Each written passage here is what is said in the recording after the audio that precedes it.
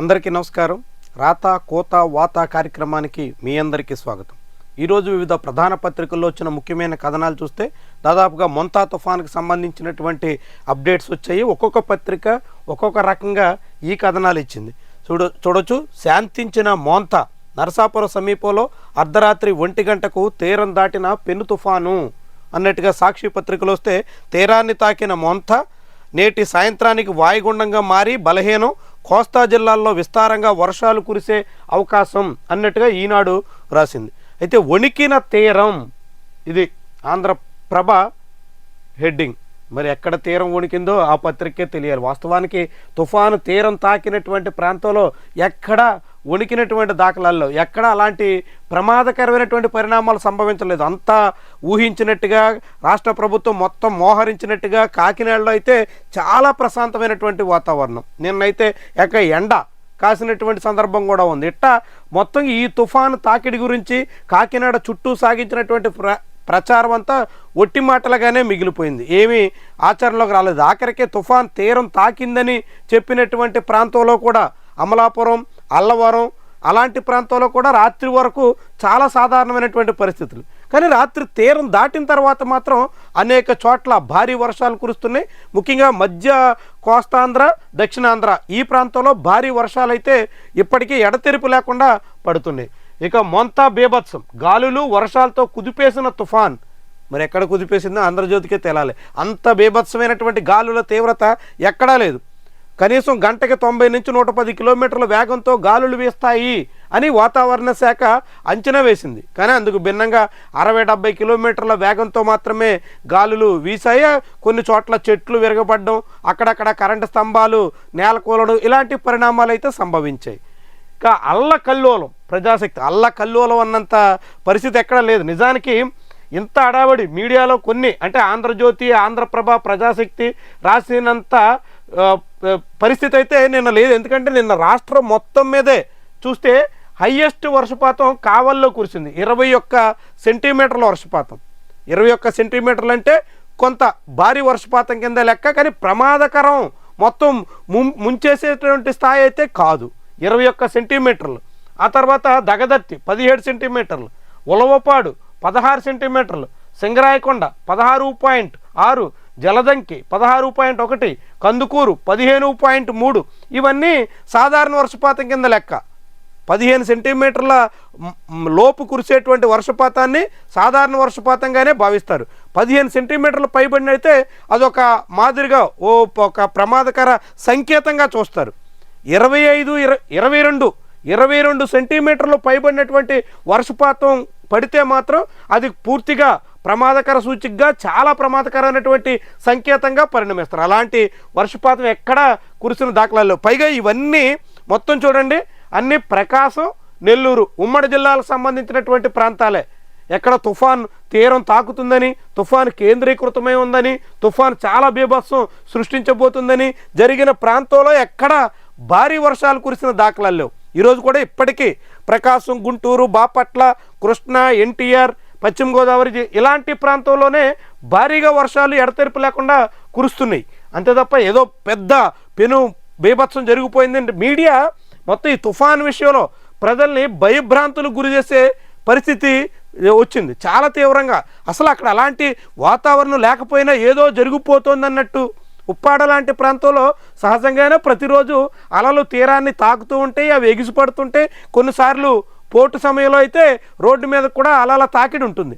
అలాంటి చోట ఏదో జరిగిపోతుంది, ఉవ్వెత్తున ఎగిసిపడుతున్నాయి, రాకాసి అలలు, ఏవో రకరకాల పదాలతోని పబ్లిక్ని కాసింత ప్యానిక్కి గురి చేసేటువంటి పరిస్థితి అయితే చాలా మీడియా సంస్థలు ప్రయత్నం చేసినట్టుగా నిన్న మొన్న మనం చూసాం. కానీ ఆ తుఫాన్ తీరం తాకిన ప్రాంతంలోనే చాలా సాధారణమైనటువంటి పరిస్థితులు ఇప్పటికీ కొనసాగుతున్నాయి. అయితే ఈ తుఫాన్ కారణంగా కొన్ని చోట్ల 2-3 ప్రాణాలు కోల్పోయారు. వాళ్ళు కూడా ప్రభుత్వం ఎంత అప్రమత్తం చేసినా నిబంధనలు ఉల్లంఘించి బయటకు రావడం వల్ల చెట్లు విరుగుపడి నష్టపోయినట్టుగా కనిపించింది. అయితే మొత్తంగా ఈ తుఫాన్ చాలా బీభత్సం సృష్టించేస్తుంది, ఇంకేదో జరిగిపోతుందంటూ 100కు పైగా రైళ్ల సర్వీసులు కూడా నిలిపేసినప్పటికీ అలాంటి పెద్ద ముప్పు అయితే రాకుండా గట్టెక్కిన పరిస్థితి ఇప్పటి వరకు ఉంది.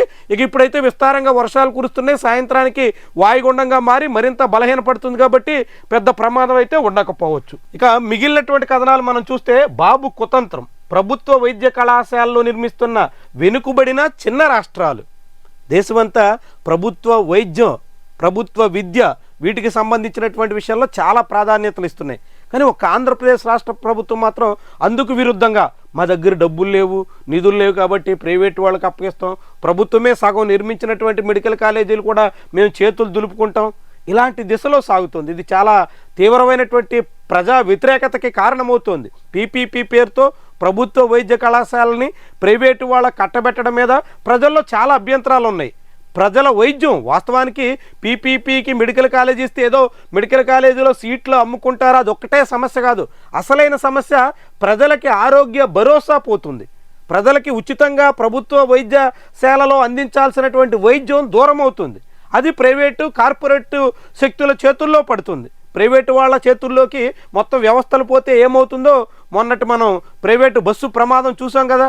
ప్రైవేటు బస్సు ఎంతగా నిబంధనలు ఉల్లంఘించిందో, ఎంత యథేచ్ఛగా సాగిందో, దాని మీద ఉన్నటువంటి చలానాలు, దాని రిజిస్ట్రేషన్ వ్యవహారం, దానికి పర్మిట్, ఇవన్నిటినీ పరిశీలిస్తే అందరికీ అర్థమవుతుంది. ఆ ఒక్క బస్సే కాదు, రాష్ట్ర వ్యాప్తంగా ప్రైవేట్ ట్రావెల్స్ అన్నీ అట్టానే ఉంటాయి. ప్రైవేట్ యాజమాన్యాలంటే అలానే సాగుతాయి. లాభాల కోసం ప్రైవేట్ యాజమాన్యాలు చేసే దందాకి జనం బలయ్యేటువంటి పరిస్థితి, అది ఆరోగ్యంతో ఆటలాడుకునే పరిస్థితిని చంద్రబాబు సర్కారు తీసుకొస్తుంది. ఛత్తీస్గఢ్ లాంటి రాష్ట్రాల్లో 1300 కోట్ల రూపాయలు పెట్టి 4 మెడికల్ కాలేజీలు నిర్మిస్తున్నారు. మనం 5,000 కోట్ల రూపాయలు పెట్టి మిగిలిన 11-12 ప్రభుత్వ మెడికల్ కాలేజీలని అందుబాటులోకి తీసుకురాలేమా? ఛత్తీస్గఢ్ లాంటి రాష్ట్రంలోనే 4 గవర్నమెంట్ మెడికల్ కాలేజీలు కడుతుంటే ఆంధ్రప్రదేశ్ రాష్ట్ర ప్రభుత్వం ఏదో దేశంలో నెంబర్ 1 అవుతాం, ప్రపంచంలో నెంబర్ 1 అవుతాం, ఇంకేదో పెద్ద పెద్ద నగరాలు నిర్మిస్తాం అని చెప్పుకుంటున్నటువంటి రాష్ట్రంలో మెడికల్ కాలేజీలు, ప్రభుత్వ జనరల్ హాస్పిటళ్ళు అందుబాటులో తీసుకురాలేమా అనే ప్రశ్న పబ్లిక్ నుంచి వస్తుంది. దానికి సంబంధించినటువంటి కథనం ఇక్కడ చూడొచ్చు. జనకోటి త్రికరణ శుద్ధి, గళమెత్తిన సంతకం, వైఎస్ఆర్సీపీ హయాంలో ఆధ్వర్యంలో మెడికల్ కాలేజీల ప్రైవేటీకరణ మీద సంతకాల సేకరణ నడుస్తుంది. దానికి సంబంధించినటువంటి కథనం అక్కడ మనం చూడొచ్చు. ఇక నా చావుకు కారణం టీడీపీ నేతలే, కాల్మనీ ఆగడాలకు బలైన కాపు మహిళ. ఈమె అప్పు తీసుకుంది, అప్పు ఇచ్చిన ఆయన కమ్మ, చనిపోయిన ఆమె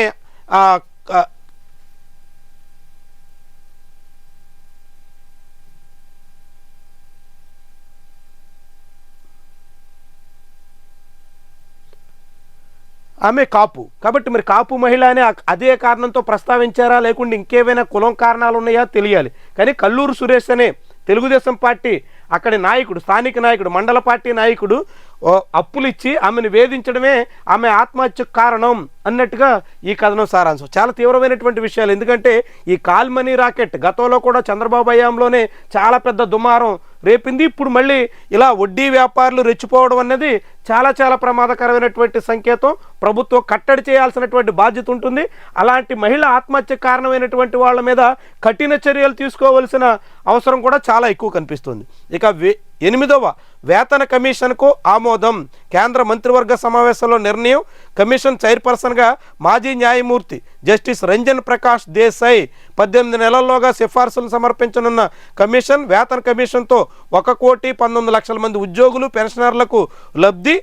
మొత్తంగా వచ్చే ఖరీఫ్ రబీ సీజన్లో ఎరువుల మీద 37,000 కోట్ల రూపాయల సబ్సిడీ ఇవ్వబోతున్నారు అనే కథనం అయితే ఇక్కడ వచ్చింది. కేంద్ర ప్రభుత్వ ఉద్యోగులకి పే కమిషన్ వచ్చింది, కానీ ఆంధ్రప్రదేశ్ రాష్ట్ర ప్రభుత్వ ఉద్యోగులకి పీఆర్సీ కమిషన్ ఎప్పుడు? జగన్మోహన్ రెడ్డి హయాంలో పీఆర్సీ కోసం కమిషన్ వేశారు, కానీ కూటమి ప్రభుత్వం వచ్చిన తర్వాత ఆ కమిషన్ని రద్దు చేశారు. కొత్త కమిషన్ని నియమించలేదు. దాదాపు 1.5 ఏళ్ళు దాటిపోయింది. 1.5 ఏళ్ళు దాటిన తర్వాత కూడా కమిషన్ వేయకపోతే మళ్ళీ ఆ కమిషన్ బాధ్యతలు స్వీకరించి అనేక రకాలుగా పరిశీలన చేసి నివేదిక సమర్పించి నివేదిక ఆమోదించి నివేదిక అమలులో తీసుకొచ్చి ఉద్యోగుల పీఆర్సీ జరిగేది ఎప్పటికీ? ఈలోగా ఐఆర్ ఇస్తాం అని చంద్రబాబు ఎన్నికల మేనిఫెస్టోలో పెట్టారు. మరి కూటమి ప్రభుత్వం ఎన్నికల మేనిఫెస్టోని అమలు చేయకుండా, ఐఆర్ ఇవ్వకుండా, పీఆర్సీ కమిషన్ వేయకుండా ఉద్యోగులతో ఇట్లా ఆటలాడడం ఏ రకంగా సమంజసం? ఆలోచించాల్సినటువంటి విషయం ఇది. ఇక రాష్ట్ర ప్రభుత్వం లోతట్టు ప్రాంతాల ప్రజలందరినీ అప్రమత్తంగా ఉంచేందుకు నిన్న మొన్న చాలా ఎక్కువగా అప్రమత్తం చేసే ప్రయత్నం చేసింది, విస్తృతంగా ప్రచారం చేసింది, భారీగా ప్రజలందరినీ అలర్ట్గా ఎటువంటి ఉపద్రవం ముంచుకు రాకుండా జాగ్రత్త పడాల్సినటువంటి అవసరాన్ని చాటి చెప్పింది. ఇక మార్కాపురం జిల్లా ఏర్పాటు ఆ ప్రాంత ప్రజల చిరకాల వాంఛ. ఎట్టకేలకు ఆంధ్రప్రదేశ్లో 2 కొత్త జిల్లాల ఏర్పాటుకి రాష్ట్ర ప్రభుత్వం దాదాపు నిర్ణయం తీసుకుంది. అయితే 2 కొత్త జిల్లాలు 3 రోజుల క్రితం మనం చెప్పుకున్నట్టుగా మార్కాపురం తోడుగా ఏజెన్సీ జిల్లా కాదు. ఇప్పుడు మార్కాపురం మదనపల్లె కేంద్రంగా కొత్త జిల్లా రాబోతుంది. పొంగనూరు, పీలేరు, మదనపల్లె, తంబళ్ళపల్లి ఇలాంటి అసెంబ్లీ నియోజకవర్గాలన్నీ కలిపి ఒక జిల్లాగా ఏర్పాటు చేయబోతున్నారు. రెండోది మార్కాపురంలో గిద్దలూరు, మార్కాపురం, ఎర్రగొండపాలెం, దర్శి, కనిగిరి ఈ 5 నియోజకవర్గాలు ఆ జిల్లాకి ఏర్పాటు చేయబోతున్నారు. ఇక అద్దంకిని ప్రకాశం జిల్లాలో కలపబోతున్నారు. మరి ఈ రంపచోడవరం జిల్లా పరిస్థితి ఏంటి? రంపచోడవరం ఏజెన్సీ, చింతూరు ఐటీడీఏ ఈ 2 ఎటపాక, రంపచోడవరం రెవెన్యూ డివిజన్ని తూర్పుగోదావరి జిల్లాలో అంటే రాజమండ్రి కేంద్రంగా ఉన్న జిల్లాలో కలిపేదానికి రాష్ట్ర ప్రభుత్వం నిర్ణయం తీసుకుంది. ఇప్పటి వరకు ఆ 2 జిల్లాలు కలిపి ఒక జిల్లాగా ఏర్పాటు చేస్తారు అని ఈనాడు పత్రికలో కూడా కథనాలు వచ్చాయి. కానీ ఇప్పుడు ఆ ప్రతిపాదన విరమించుకుని కేవలం 2 జిల్లాలు, మొత్తం రాష్ట్రంలో 26 జిల్లాల నుంచి 28కి చేర్చబోతున్నారు. రెండో కొత్త జిల్లా మాత్రం మదనపల్లె. రాయలసీమలో ఒక జిల్లా, కోస్తాలో మరొక జిల్లా కొత్తగా రాబోతుంది. ఆయుధాలు వీడిన చంద్రన్న, ప్రభాత్ ఇద్దరు మావోయిస్టు ముఖ్యమైనటువంటి నాయకులు నిన్న తెలంగాణ డీజీపీ ఎదుట లొంగిపోయారు. ఇప్పటికే మావోయిస్టులు చాలామంది కీలకమైనటువంటి నేతలంతా ఆయుధాలు వీడి జనజీవన స్రవంతిలోకి వచ్చేస్తున్నారు. మావోయిస్ట్ పార్టీలో ఇప్పుడు చాలా తీవ్రమైనటువంటి విభేదాలు పొడచూపినట్టు అర్థమవుతుంది. ఇది మరింత పెరుగుతున్నాయి. ఇక కేంద్ర ఉద్యోగులకి తీపి కబురు. మరి రాష్ట్ర ప్రభుత్వ ఉద్యోగులకి ఏది అనేది ఈనాడు రాయలా. కాపాడుకుందాం పసివారి ప్రాణం, పోషకాహార లోపమే వ్యాధులకు ప్రధాన కారణం. చిల్డ్రన్ ఇన్ ఇండియా 2025 నివేదికలో చాలా ఆందోళన కలిగించేటువంటి కథనం. చాలా తీవ్రమైనటువంటి లోపాలు పిల్లల్లో ఉన్నాయి. అయోడైజ్డ్ ఉప్పుతో చాలా పిల్లలకి సూక్ష్మ పోషకాలు చేరతాయి. కానీ ఇప్పుడు అలాంటి పరిస్థితి లేక థైరాయిడ్ మొత్తంగా చూస్తే అయోడిన్ లోపాలున్న పిల్లలు ఏపీలో 82.5% మంది ఉన్నారు. ఆంధ్రప్రదేశ్లో 5 ఏళ్ల లోపు ఉన్నటువంటి పిల్లల్లో 82.5% మందికి 182 మందికి పైగా అయోడిన్ లోపం ఉందంటే ఎంతటి తీవ్రమైనటువంటి సమస్య. సకాలంలో అయోడిన్ సమస్యతో వాళ్ళందరినీ థైరాయిడ్ లోపం లేకుండా ఎదగాల్సినటువంటి దశలో ఇలాంటి పరిస్థితులు ఉత్పన్నమవుతున్నాయంటే ఇంకా మనం ఏదో అభివృద్ధి అయిపోతున్నాం చెప్పుకున్నటువంటి ప్రాంతంలో విమానంలో ప్రయాణికులపై ఫోర్క్తో తెలుగు విద్యార్థి దాడి. విమానంలో ప్రయాణికులతో గొడవపడి ఈయన ప్రణీత్ కుమార్ ఉసిరిపల్లి 28 ఏళ్ల వ్యక్తి ఈ నెల 25న షికాగో నుంచి జర్మనీకి విమానంలో ప్రయాణిస్తూ లుఫ్తాన్సా ఎయిర్లైన్స్లో ఆయన ఏకంగా ఫోర్క్తో ఎదుటి వాళ్ళ మీద దాడి చేసి గాయపరిచే ప్రయత్నం చేశాడట. మిగిలినటువంటి వాళ్ళు అడ్డుకునే ప్రయత్నం చేస్తే వాళ్ళ మీద కూడా దాడి యత్నం. ఇక ఆంధ్రజ్యోతి పత్రికలో చూస్తే తుఫాన్ కథనాల తర్వాత రామాయపట్నం రిఫైనరీకి మరో ముందడుగు. రామాయపట్నంలో బీపీసీఎల్ రిఫైనరీ ఏర్పాటు చేస్తామని గతంలోనే ప్రకటించారు. ఏడాది దాటింది. ఇప్పుడు రామాయపట్నంలో రిఫైనరీ నిర్మాణం కోసం బీపీసీఎల్ ఆయిల్ ఇండియాతో ఒప్పందం కుదుర్చుకుంది. ఆయిల్ ఇండియా, బీపీసీఎల్ కలిపి ఈ రిఫైనరీ ఏర్పాటు చేసే అవకాశం ఉంది. ప్రజాభీష్టం, పాలనా సౌలభ్యం, జిల్లాల పునర్విభజన వెనక అదే అసలు లక్ష్యం అన్నట్టుగా చెప్పుకొస్తున్నారు. కానీ చంద్రబాబు తొలి గవర్నమెంట్లో 2014 నుంచి 19 వరకు జిల్లాల విభజన చేయలా. మరి పాలనా సౌలభ్యం, ప్రజామోదం ఇవన్నీ అప్పుడు లేవా? అప్పుడు ఎందుకు మర్చిపోయారు? జగన్మోహన్ రెడ్డి వచ్చిన తర్వాత జిల్లాల విభజన చేస్తామన్నారు. 25 జిల్లాలు చేస్తామన్నది 26 జిల్లాలుగా ఆయన విభజించారు. అందులో రాజకీయ కారణాలు ఉన్నాయి అనేది ఇప్పుడు ప్రధానమైనటువంటి అభియోగం. మళ్ళీ ఆ జిల్లాల పునర్విభజనకు ఈ ప్రభుత్వం పూనుకుంటుంది. అంటే ప్రభుత్వాలు మారినప్పుడల్లా జిల్లాల పునర్విభజన వాళ్ళ ప్రయోజనాలు తగ్గట్టుగా జరుగుతూ ఉంటే చాలా రకాల సమస్యలు వచ్చే ప్రమాదం అయితే ఉంటుంది. మరి ఇది ఎప్పటికీ చెక్ పడేనో చూడాలి. మొంతాపై రియల్ ఫైట్. తుఫాన్ ఫైట్ ఏంటండి? తుఫాన్ మీద ఎవరు ఫైట్ చేయరు. తుఫాన్ వస్తే నష్ట నివారణ కోసం తగిన జాగ్రత్తలు తీసుకుంటారు. ఫైట్ చేశారు, దాన్ని ఎదుర్కొన్నారు, దాన్ని లొంగదీశారు. ఇవన్నీ మీడియాలో రాసుకోవడానికి, ఇంకేదో జరిగిందని జనాన్ని మభ్యపెట్టడానికి ఉపయోగపడతాయి తప్ప తుఫాన్లు, ప్రకృతి విపత్తులు వీటి ముందు సామాన్యుడు జనం దాని నుంచి నివారించుకునే నష్ట నివారణ చర్యల్లో సాగాలే తప్ప ఎదురొడ్డం, దాని మీద పోరాడడం ఇవన్నీ ఒట్టి భ్రమ అన్నట్టు. ఇక రాకాసి అలలు ఎక్కడో మరి ఈ పత్రికే తెలియాలి. ఎర్ర బస్సులు కాదు, ఎయిర్ బస్సులే. విమాన సర్వీసుల నిర్వహణ గాలికి. విమానయానం పెరుగుతోంది, విమాన ప్రయాణికుల సంఖ్య పెరుగుతోంది, కొత్త ఎయిర్పోర్ట్స్ వస్తున్నాయి, ఇవన్నీ చెప్తున్నప్పటికీ కూడా విమానాల నిర్వహణ విషయంలో నిర్లక్ష్యం కొనసాగడం వల్ల ఈ విమానాల్లో సదుపాయాలు లేక ప్రయాణికులు ఇబ్బందులు పడాల్సి వస్తుంది. సమస్యలు రాకుండా జిల్లాల పునర్వ్యవస్థీకరణ, వైసీపీ హయాంలో కొనుగోళ్లపై ఏసీబీ విచారణ. టీటీడీ బోర్డు పాలక మండలి సమావేశం జరిగింది. అందులో వైఎస్ఆర్సీపీ హయాంలో టీటీడీ పేరుతో కొనుగోలు చేసినటువంటి అన్ని విషయాల మీద విచారణ జరపాలని నిర్ణయం తీసుకున్నారు. చాలా ముఖ్యమైనటువంటిది. మరి ఏడాదిన్నరగా ఎందుకు చేయలేదు? ఏడాదిన్నర పాటు ఎందుకు వెయిట్ చేశారు? ఇప్పటి వరకు ఏం జరిగింది? ఎవరు అడ్డుకున్నారు? ఇప్పుడు ఎందుకు చేస్తున్నారు? టీటీడీ మీద వైఎస్ఆర్సీపీ ఇటీవల కాలంలో అనేక లోపాలను ఎలుగెత్తి చాటే ప్రయత్నం చేస్తుంది కాబట్టి మీరు మా లోపాలు చెప్తే మేము మీ లోపాలని బయటకు తీసే ప్రయత్నం చేస్తాం అని ఇదొక ఎత్తుగడగా ప్రభుత్వం భావిస్తున్నట్టు మనకు అనిపిస్తుంది. లేదంటే ఇప్పటి వరకు ఆగాల్సిందేంటి? ఏడాదిన్నర దాటిపోయింది కదా అధికారంలోకి వచ్చి. ఏడాదిన్నర కాలంగా టీటీడీలో కొనుగోళ్లలో అక్రమాలు జరిగితే ఎందుకు కళ్ళు అప్పగించి చూశారు? ఇంతకాలం ఎందుకు వెయిట్ చేశారు? జనానికి సమాధానం చెప్పాలా. టీటీడీ పాలక మండలి ఏర్పడే ఏడాది అవుతోంది. మరి ఇంతకాలంగా ఎందుకని కాలయాపన చేశారు? ఎవరు అడ్డుపడ్డారు? చాలా విడ్డూరం. ఇక 10 రోజుల పాటు వైకుంఠ ద్వార దర్శనం, ఇది చాలా పెద్ద వివాదంగా మారింది. వాస్తవానికి వైకుంఠ ద్వార దర్శనాన్ని కుదించాలనే ప్రయత్నం చేశారు. దాని మీద చాలా విమర్శలు రావడంతో ఎట్టకేలకు మళ్ళీ దాన్ని 10 రోజుల పాటు కొనసాగించే నిర్ణయం తీసుకున్నారు. ఇక కుర్రాళ్ల సత్తాకు పరీక్ష. నేడు ఆస్ట్రేలియాతో తొలి T20. ఈరోజు వన్డే సిరీస్ 2-1 తేడాతో టీమిండియా ఓటమి పాలైంది. చివరి మ్యాచ్లో సీనియర్లు ఇద్దరు రోహిత్, కోహ్లీ అద్భుతంగా రాణించడంతో సిడ్నీ వన్డే మ్యాచ్ మాత్రం గెలవగలిగారు. ఇప్పుడు T20లో గడిచిన 10 T20లు చూస్తే ఈ టీమిండియా భారీగా విజయాలు నమోదు చేసింది. ఆస్ట్రేలియా కూడా అదే రీతిలో ఫామ్లో ఉంది. సో ఇద్దరు సమ ఉజ్జీల మధ్య T20 పోరు రసవత్రంగా మారబోతుంది. ఈ రోజు నుంచి 5 T20ల సిరీస్ జరుగుతుంది. ఇక వెనిజులాలో 3 అమెరికా గూఢచారుల అరెస్ట్.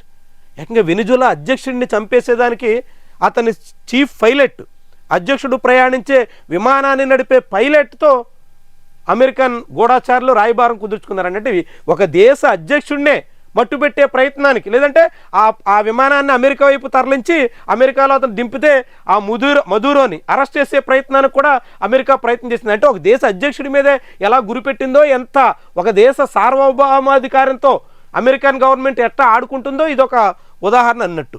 ఇక మిగిలినటువంటి కథనాల విషయాల్లో చలికి గజగజ తుఫాను వచ్చింది, తీవ్రమైనటువంటి వర్షాలు కురుస్తున్నాయి, అనేక మంది అవస్థలు పడుతున్నాం. అలాంటి సమయంలో కూడా హాస్టల్ పిల్లలకి తగిన ఏర్పాట్లు లేవు. అయినా తప్పని చన్నీటి స్నానాలు, విరిగిన కిటికీలు, పగిలిన తలుపులు.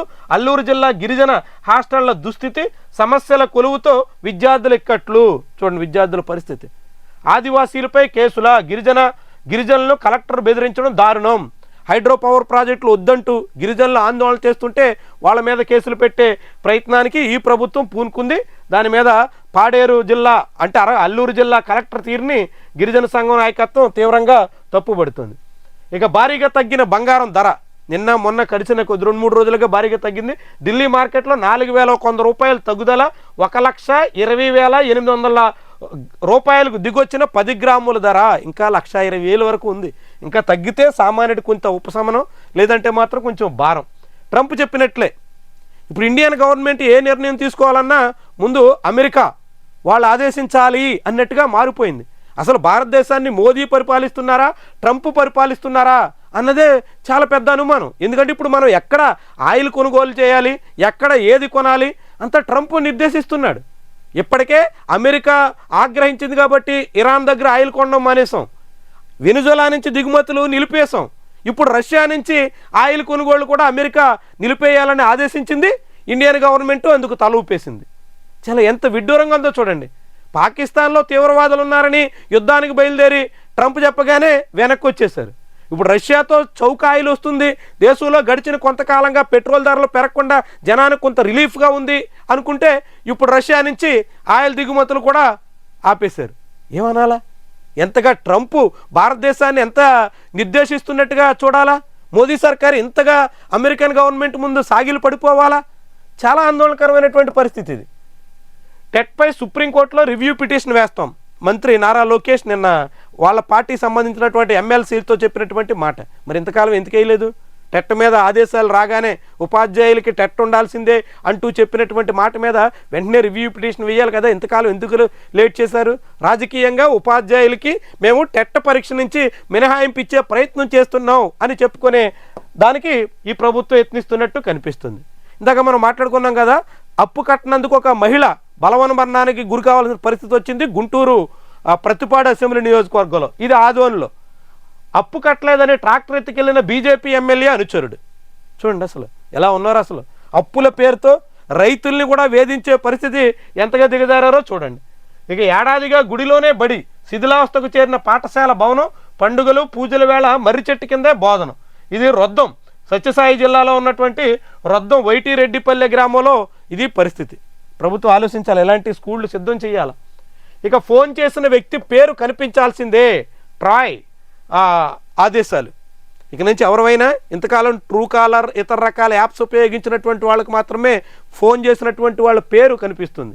ఫోన్ చేసినటువంటి వాళ్ళు మళ్ళీ ఏ పేరు ఫీడ్ చేసుకుంటే ఆ పేరు వస్తుంది. అట్టా కాకుండా ఫోన్ బుక్లో వాళ్ళ పేరు ఉన్నా లేకున్నా అన్నోన్ పర్సన్ ఎవరు ఫోన్ చేసినా ఆ ఫోన్ చేసేది ఎవరు అన్నది పబ్లిక్కి తెలియాలి అని ట్రాయ్ కండిషన్ పెడుతుంది.